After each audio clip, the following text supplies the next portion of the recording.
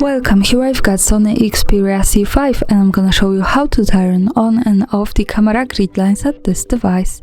So at first we have to tap to the camera button to open it, and for now we are on auto photo mode. From here let's go to the left side at the bottom and tap to this button so we can open the camera settings. Now let's tap to more and we have to slide a little bit down to the common settings category. Here we have the Gridlines option, so by using the button from the right, we can turn them on and off as we need. Now let me keep them turned on, and let's move back to the camera. In the preview now, we can see these lines. They are useful, for example, when we want to use the rule of thirds in photography or making experiments with composition. And of course remember that these lines are not visible at the real picture, so when I take a photo, and when I go to the right side to the button that follows us straight to the gallery, we can see the grid lines at the real picture, so they are only to help us taking better photos.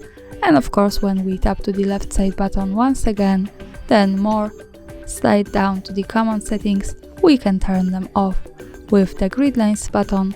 So for now in the preview, they have gone. And that's all, thanks for watching, subscribe our channel and leave the thumbs up.